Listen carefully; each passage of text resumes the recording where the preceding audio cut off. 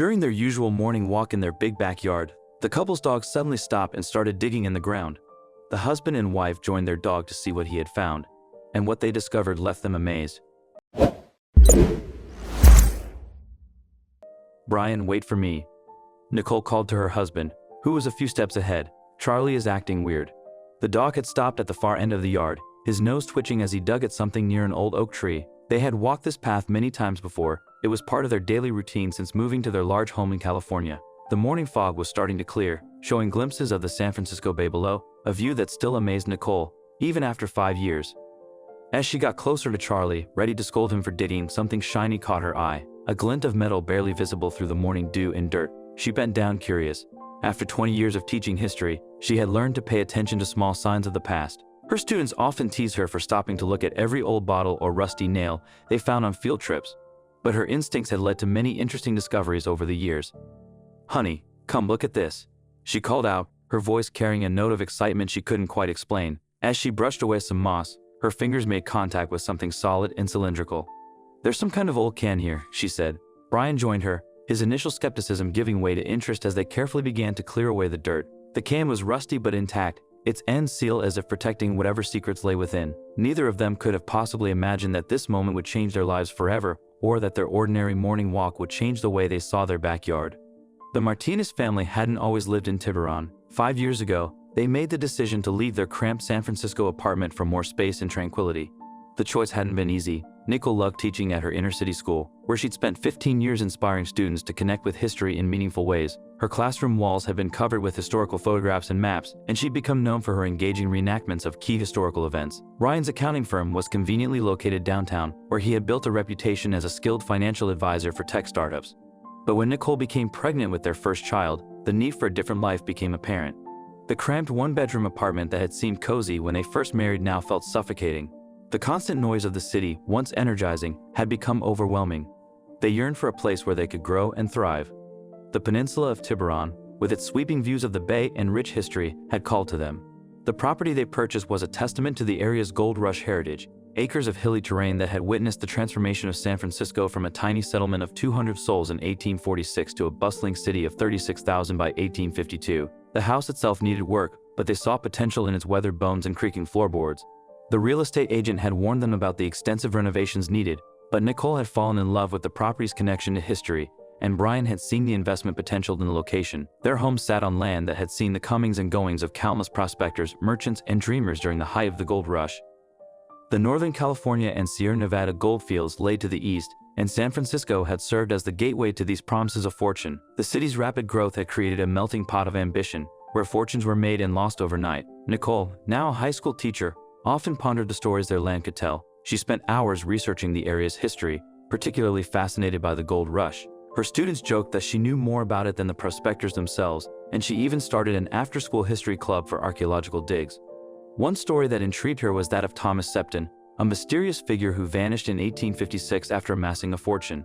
Despite her extensive research, concrete evidence of his existence remained elusive.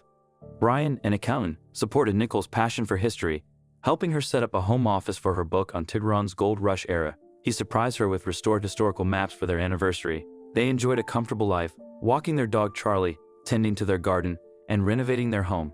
Little did they know that a hidden secret beneath their feet would soon change their lives and reveal a remarkable part of California's past. Charlie, their rescued German shepherd, had always been intuitive, and it seemed fitting that he would lead them to this extraordinary discovery. The first can was just the beginning. As Nicole and Brian carefully extracted it from the ground, they realized it was heavier than it should be. The sound of metal striking metal made them both freeze. Brian's hands, still clutching the small garden trowel he had retrieved from Nicole's daypack, trembled slightly. "There's more," he whispered, his voice barely audible over the morning birds. "A lot more." Nicole's historian instincts kicked in as she noticed how the earth had been deliberately layered. This was no accidental burial. Someone had taken great care to protect whatever lay beneath, creating alternating levels of rocks and packed soil that had preserved the cache for over a century. With trembling hands, they managed to open it, and what they found inside left them speechless. Gold coins, dozens of them, stacked neatly and preserved in nearly perfect condition. The morning sun caught the edges of the coins, making them gleam as if they had been minted yesterday rather than over a century ago. But that wasn't all. Their initial discovery led them to unearth 4 more canisters, each one filled with more gold coins. The collection was methodically organized, with coins from the 1840s and 1850s segregated from the newer ones. Some canisters contained handwritten notes about the coin's origins and dates of acquisition, though many of these had deteriorated over time. In total, they recovered 1,427 gold coins dating from 1847 to 1894 in denominations of $5, $10, and $20. Each coin told its own story. Some bore the marks of San Francisco's first mint, while others had come from mints as far away as Philadelphia and New Orleans. Among the coins, Nicole discovered a small leather-bound journal, its pages barely legible from years underground. As she carefully opened it, she realized it was the personal diary of Thomas Septon, the mystery she had long studied. The journal contained detailed accounts of his life during the gold rush, including business transactions and personal observations. This discovery changed their lives. Brian, usually practical, began analyzing Septon's financial records with Nicole, uncovering patterns that historians had missed. The journal revealed that Septon was not just a prospector, but also a banker who helped miners protect their earnings. He described a network for safely storing gold and shared his dreams of establishing a banking system in San Francisco. "Did we just hit the jackpot?" Brian joked, excitement in his eyes. They carried the coins inside, marveling at their number and organizing them by date. As they cleaned the coins, they pondered their next steps. They were the rightful owners and could choose to keep the discovery secret or share it with the world. Nicole felt a strong duty to reveal their findings, but they needed expert help to navigate their options. They contacted Dr. Don Kagan, a renowned numismatist, who confirmed what they could hardly believe. They had stumbled upon what might be the largest buried treasure discovery in U.S. history.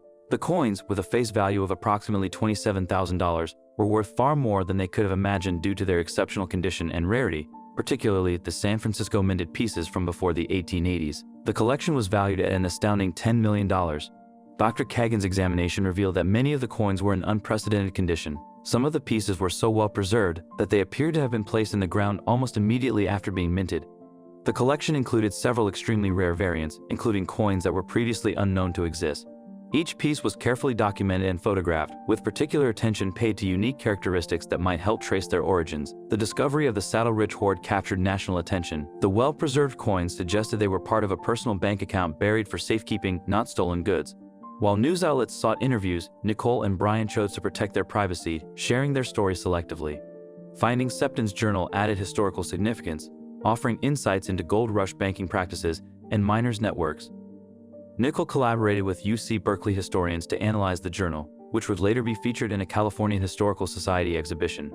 Choosing to remain anonymous, they kept a few coins as mementos and planned to sell the rest. Their proceeds would pay off their mortgage and support local charities. They established the Saddle Ridge Foundation to preserve California's gold rush history, funding educational programs and scholarships for students interested in the subject. They worked with local schools to develop curriculum materials that would bring the gold rush era to life for students, using their discovery as a tangible connection to the past. Moreover, a spare room in their home was transformed into a small museum displaying some of the artifacts they have found and telling the story of Thomas Septon's vision for early California banking. Nicole's book project took on new life, evolving from a general history of Tiburon to a detailed account of Thomas Septon's role in the gold rush era. The work would eventually be published to critical acclaim, bringing to light a previously unknown chapter of California history.